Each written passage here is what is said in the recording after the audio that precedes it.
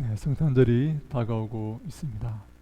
네, 사실 오늘부터 우리 소위 사순절이라고 이렇게 부르는 그런 기간이 시작되는데요. 일부 교단에서는 그것을 인정하지 않기도 하기 때문에 특별히 저희 교단에서는 그래서 뭐 그런 용어를 사용하지는 않겠지만 예수님께서 오시기 전 4주 정도로부터 예수님의 탄생에 관련된 그런 말씀을 전하고자 합니다.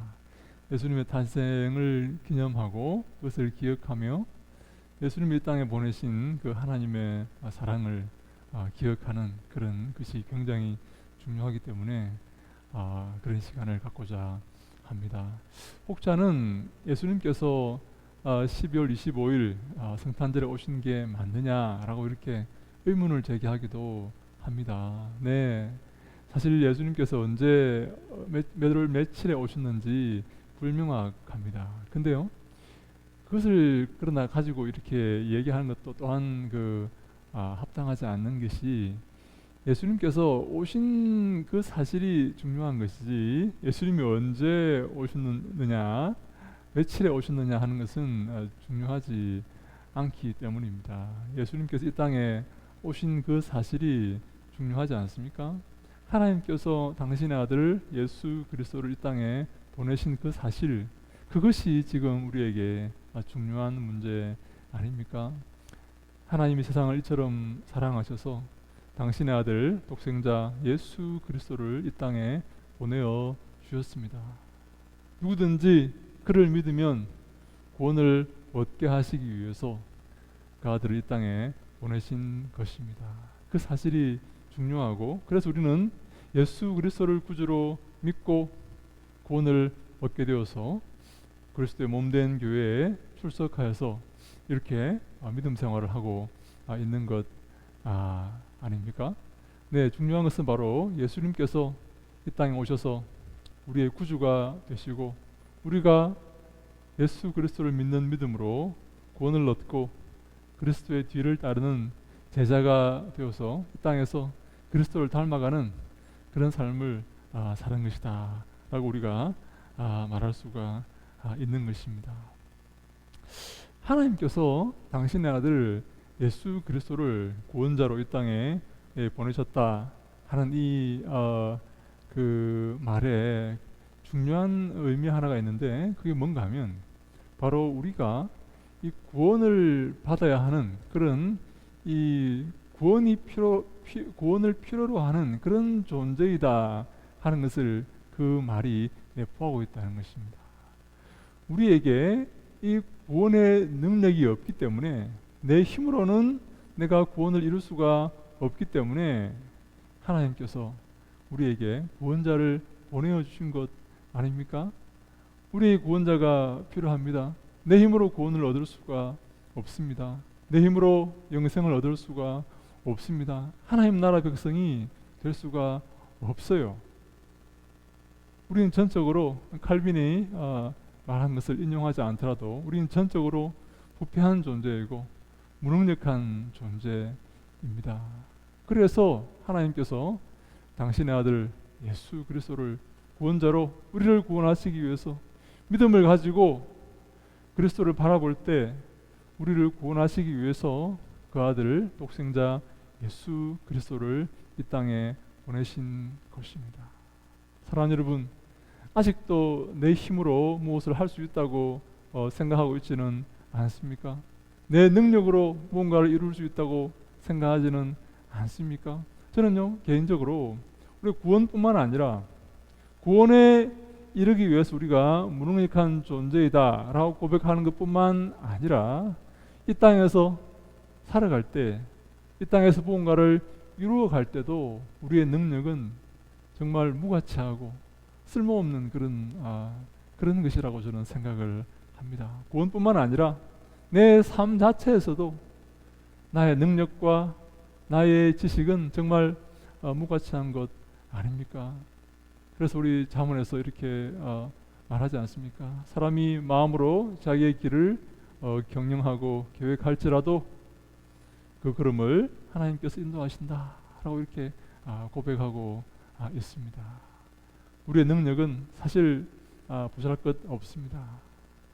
정말 아무것도 아닙니다. 이것을 아는 것에서 우리의 믿음이 시작됩니다. 내가 아직도 무언가를 할 수 있고, 내가 아직도 좀 괜찮은 존재이고, 내가 아직도 힘 있는 존재라고 생각을 하고 있다면 아직 그는 믿음이 뭔지를 알지 못하는 그런 사람이고, 믿음의 단계에 아직 들어가지 못하고 있는 그런 단계에 있는 그런 사람이다라고 볼 수밖에 없습니다.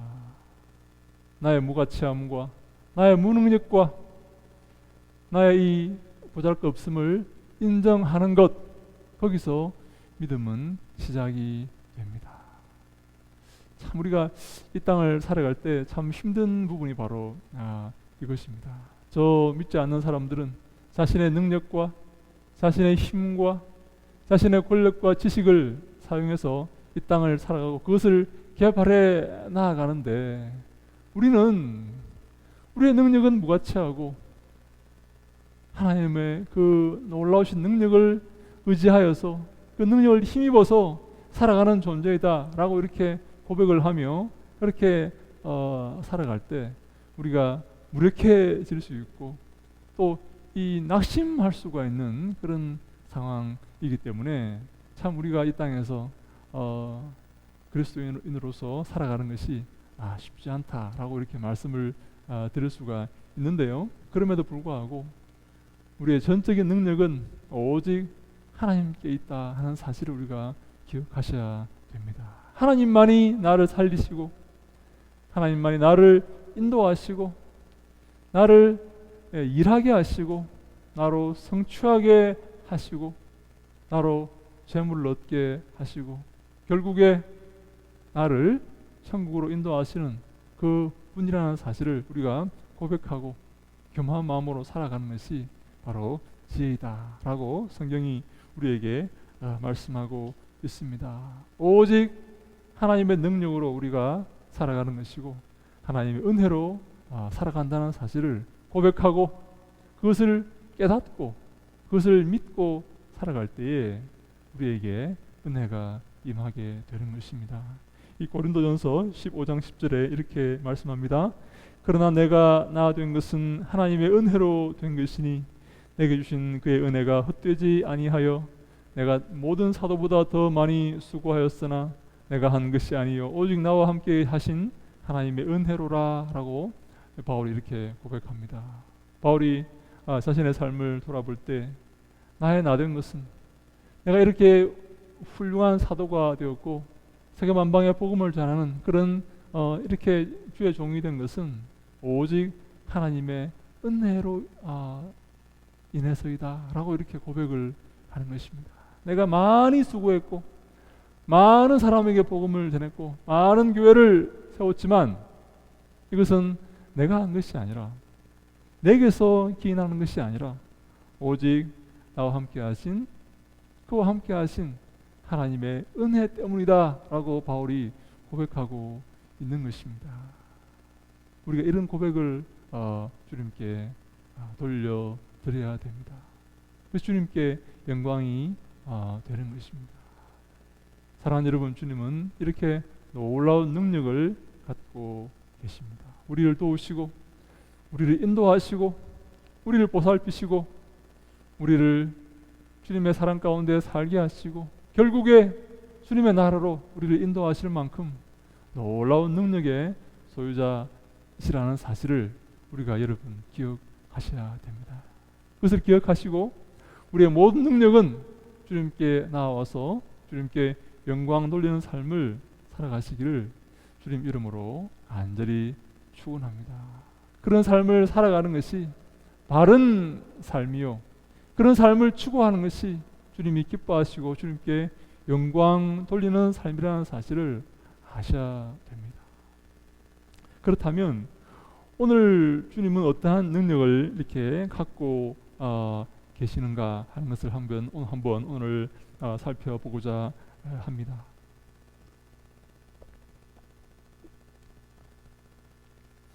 오늘 본문에 보니까 처녀가 잉태해서 아들을 낳았다라고 이렇게 말합니다. 이사야 7장 14절의 이 본문은 사실 재미있는 본문입니다. 이스라엘 그 나라도 우리나라처럼 이렇게 남과 북이 나뉘어져 있었습니다. 먼저 본문을 잠깐 이렇게 우리가 살펴보아야 합니다.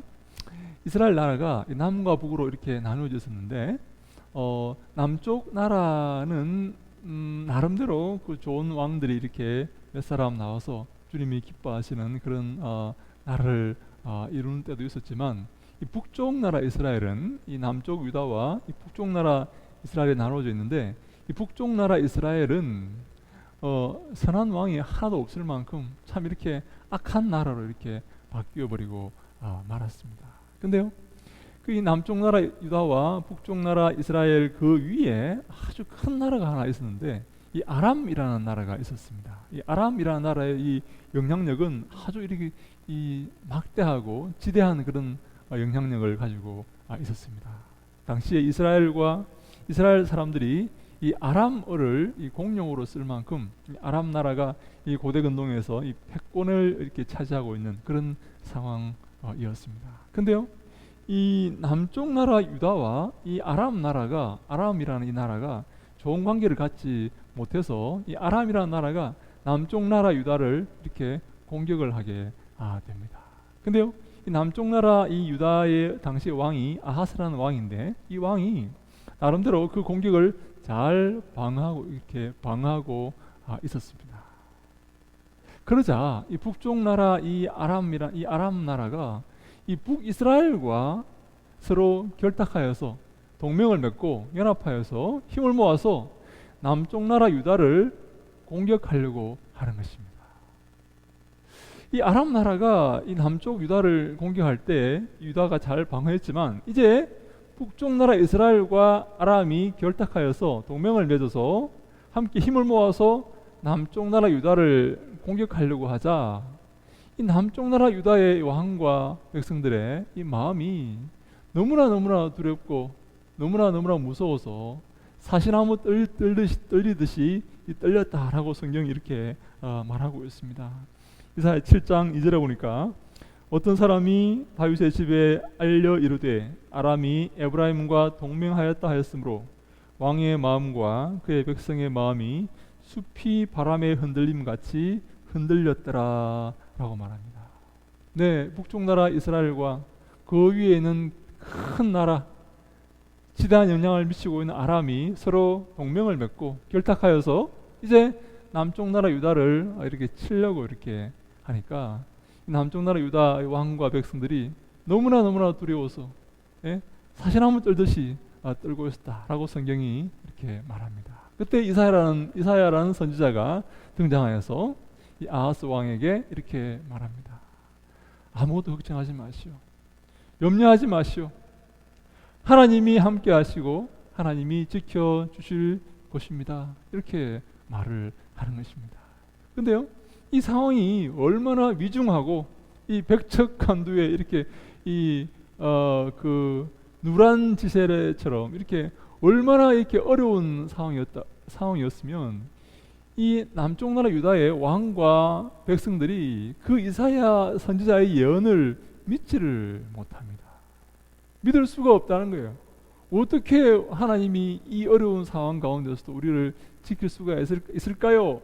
도무지 믿을 수 없는, 믿음을 이렇게 드러낼 수 없는 그런 위중한 지금 상황이라는 그런 지금 상황이 된 것입니다. 그래서 이 남쪽 나라 유다의 아하스 왕과 이 백성들이 도저히 하나님의 그 말씀을 이사야를 통해서 말씀하신 그 하나님 말씀을 믿지 못하자 이사야 예언자가 왕에게 이렇게 말합니다. 징조를 하나 구해보시오. 내가 하나님께서 당신을 도우시고 남쪽 유다를 지켜주신다는 그 사실을 내가 증명해 볼 테니까 당신이 징조를 구하면 어떤 기적이나 어떤 징조나 이렇게 구한다면 그것을 하나님께서 이루어 주실 것이니까 그것을 통해서 하나님이 남쪽 나라 유다와 당신을 지키고 보호하신다는 사실을 알려주시게 되는 것이니까 징조를 하나 구해보라 라고 이렇게 이사야 선지자가 말을 합니다. 여러분, 남쪽 나라 유다 왕 아하스가 어떻게 했겠습니까? 징조를 구하라 그랬으면, 기적을 구하라 그랬으면 하나 구해보면 되지 않겠습니까? 하나님이 이루어 주시나, 기적을 행하시나, 기적을 행하지 못하시나 알 수 있게끔. 근데요, 놀랍게도 이 남쪽 나라 왕 이 아하스가 기적을 구하지도 않습니다. 왜냐하니까 도무지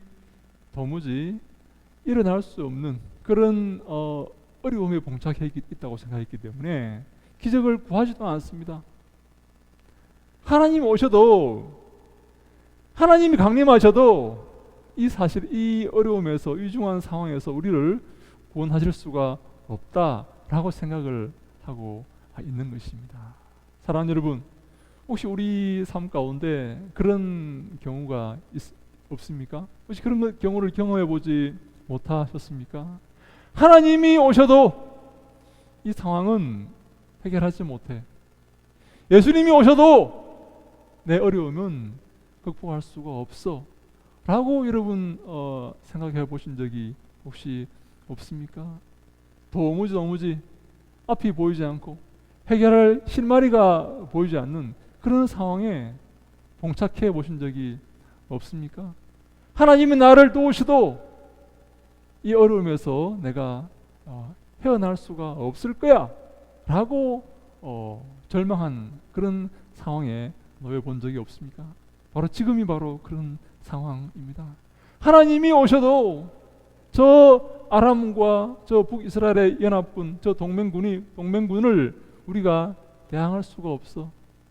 우리가 저들을 막을 수가 없어 라고 지금 이 아하스와 백성들이 생각을 하고 있는 것입니다. 과연 여러분 그럴까요? 하나님이 그들을 도울 수가 없을까요? 천지를 말씀으로 창조하신 하나님께서 그들을 저 적들의 손에서 구원해내지 못하실까요?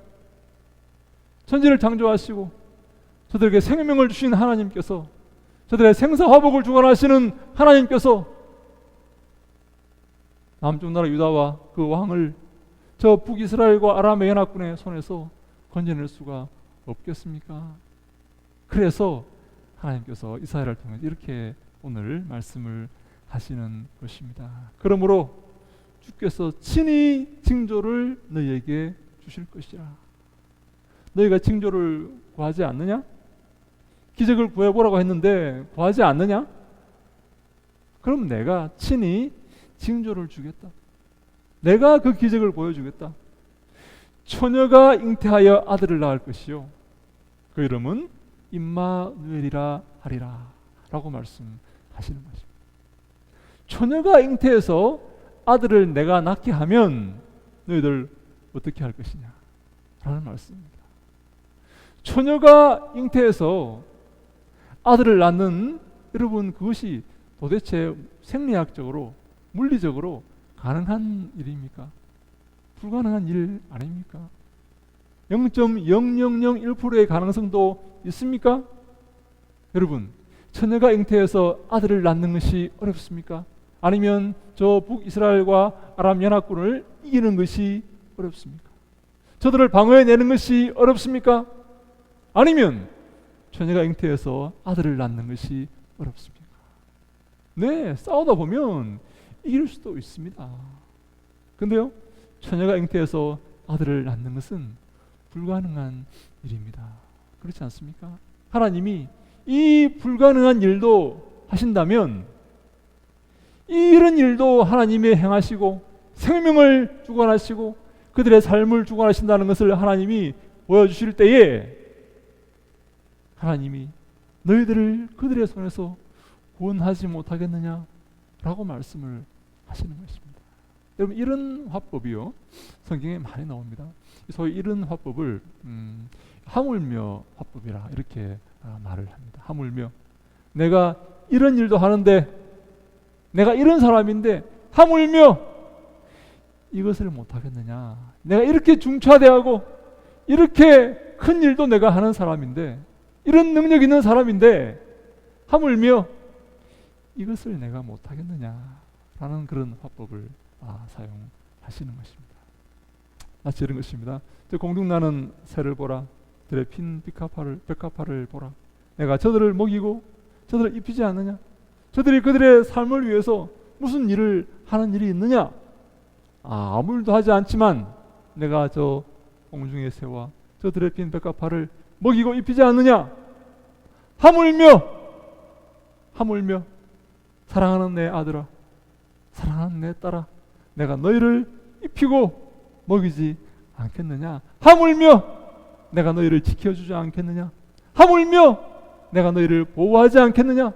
참새 한 마리가, 참새 두 마리가 한 아시리온에 팔리지만 내 허락 없이는 한 마리도 떨어지지 않는다, 하늘에서.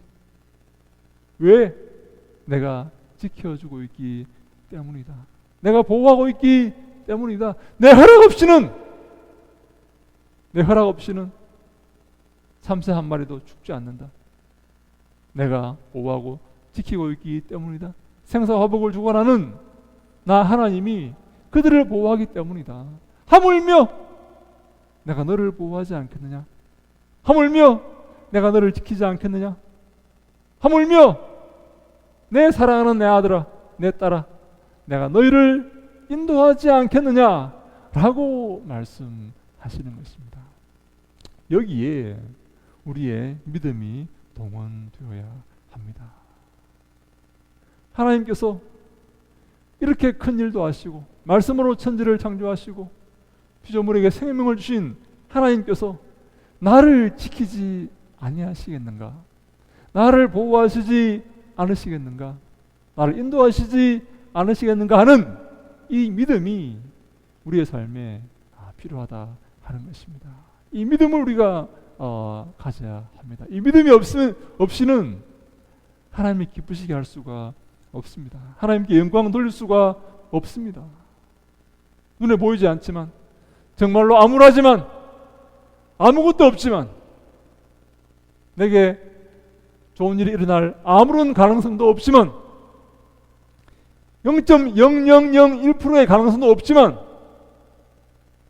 하나님이 도우시면 가능하다는 이 믿음, 하나님이 나를 인도하시면 나는 살 수 있다는 이 믿음, 하나님이 나와 함께 하신다는 이 믿음, 이 믿음을 우리가 가지고 있을 때 하나님께 영광 돌릴 수가 있게 되는 것입니다. 하나님을 기쁘시게 할 수 있게 되는 것입니다. 하나님이 기뻐하시게 되는 것입니다. 이 땅에 많은 사람들은, 세상 사람들은 이런 믿음을 갖고 있지 못합니다. 그러나 우리 예수 믿는 사람들은 이런 믿음을 가져야 됩니다. 눈을 들어 저 땅을 바라보면 저 약육강식의 저 힘의 논리가 저 움직이는 저 땅을 바라보면 우리가 약해지고 의기소침해지고 어려워지고 낙심하게 되지만, 우리와 함께 하시는 하나님을 인정하고 하나님이 나를 도우시고 나를 붙들고 계신다는 그 사실을 우리가 믿는 믿음을 가질 때에 우리가 주님의 그 큰 능력을 우리의 것으로 만들 수가 있는 것입니다. 주님의 그 큰 능력이 나와 함께 하시게 되는 것입니다. 주님의 그 큰 은혜와 그 보호하심이 나를 지켜주시게 되는 것입니다. 우리에게 이런 믿음이 필요합니다. 사도 바울은 이 믿음을 사람들에게 전하기 위해서 얼마나 노력하고 얼마나 힘썼는지 모릅니다. 로마서 1장 8절에 보니까 내가 먼저 예수 그리스도로 말미암아 너희 모든 사람에 관하여 내 하나님께 감사함은 너희 믿음이 온 세상에 전파됨이니라 라고 바울이 말합니다. 로마서를 쓰면서 그 서두에 하나님께 감사하는 제목을 얘기합니다. 하나님 감사합니다. 하나님 정말 기쁩니다. 왜요? 왜 감사하다고요? 로마 교인들의 믿음이 온 땅에 전파되었기 때문이다 라고 말하고 있는 것입니다. 우리에게도 이런 믿음이 필요합니다. 우리에게 이런 하나님을 의지하는 믿음, 눈에 보이지 않지만 눈에 보이지 않는 것들에 대한 이 믿음을 우리가 가지고 앞으로 전진해 나아갈 수가 있는 것입니다. 이 믿음이 없는 사람은 좌절하여서 낭망해서 넘어질 것이지만, 이 믿음을 가지고 있는 사람은 넘어져도 다시 일어나서 눈에 보이지 않는 주님의 그 놀라우신 은총과 그 상급을 향해서 달려갈 수가 있을 것입니다. 주님께서 우리에게 당신의 아들 독생자 예수 그리스도를 보내신 이유는, 처녀의 몸에서 예수님 보내신 이유는 생명을 주관하시는 하나님, 생명을 통치하시고 다스리시는 그 하나님을 믿는 믿음을 가지라는 그런 의미가 있는 것입니다. 사랑하는 여러분, 우리에게 이런 믿음이 필요합니다. 눈에 보이지 않는, 보지 못하는 것들에, 바라는 것들에 실상이요, 보지 못하는 것들의 증거인 이 믿음을 우리가 가져야 합니다. 눈에 보이지 않고 실체도 없어 보이고 허무한 것처럼 보이고 뜬구름 잡는 것처럼 보이는 그런 이야기일 수 있지만, 이 눈에 보이지 않는 이 믿음을 우리가 붙잡아야 됩니다. 믿음이 없이는 하나님을 기쁘시게 할 수가 없고, 하나님께 나아가는 자는 반드시 그가 계신 것과 자기를 찾는 자들에게 상 주시는 이심을 믿어야 할지니라 라고 히브리서 11장에서 우리에게 말하고 있지 않습니까? 하나님이 기뻐하시는 것, 하나님이 상 주시는 그 상태는 바로 이 믿음을 가진 상태입니다. 주님을 찾는 그런 믿음의 마음입니다. 이 마음을 우리가 가져야만 바로 우리가 주님께 은혜를 입을 수 있고 힘을 얻을 수가 있는 것입니다. 독일의 철학자 마쿠스 아우렐리우스는 이런 말을 했습니다. 잘못된 방향으로 힘차게 걷느니 절뚝거리더라도 옳은 방향으로 느리게 가는 것이 낫다. 이런 말을 합니다. 잘못된 방향으로 열심히 달려가는 것보다 옳은 방향으로 절뚝거리더라도 천천히 가는 것이 옳다, 낫다 라고 말을 하였습니다. 여러분, 당연한 얘기 아닙니까? 잘못된 방향으로 열심히 가면 뭐합니까? 대전에서 여러분 기차를 타고 서울로 가야 되는데 열심히 부산으로 달려가 봐야 뭐합니까? 다시 돌아와야 됩니다. 방향을 잡는 것이 더 중요합니다. 여러분, 눈에 보이지 않는다고 해서 이 땅을 의지하고 이 땅을 사모하며 살아간다면 주님이 기뻐하시지 않습니다. 사람들에게 잘 보이고 사람들을 의식하고 사람들을 위해서 살아간다면 주님이 기뻐하지 않으십니다. 주님이 무엇을 원하시고 주께서 우리에게 원하시는 것이 무엇이고 바라시는 것이 무엇인지를 우리 항상 기억하고 그 주님을 만족시키며 살아가는 그 삶이 바로 옳은 방향의 삶이다 하는 것입니다. 그럼 이 삶이 바로 좁은 길을 걷는 생명의 그런 삶이 되는 것입니다.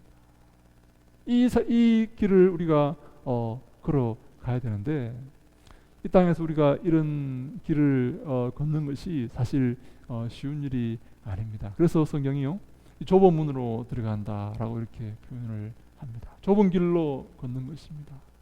많은 사람이 넓은 길, 편한 길, 풍요로운 길로 걷기를 원하지만 그 길 끝에는 지옥이 있습니다.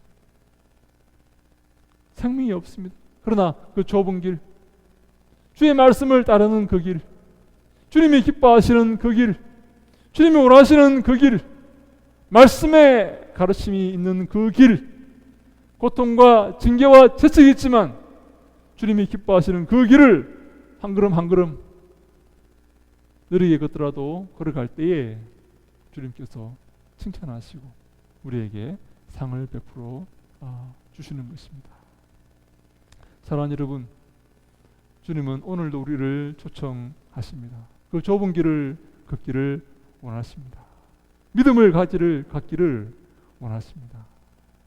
처녀의 몸에서 아이를 낳게 하실 수 있는, 아이를 잉태시키실 수 있는 그 하나님께서 우리에게 두려워 말라고 하십니다. 놀라지 말라고 하십니다. 이 땅에서 겁내지 말라고 하십니다.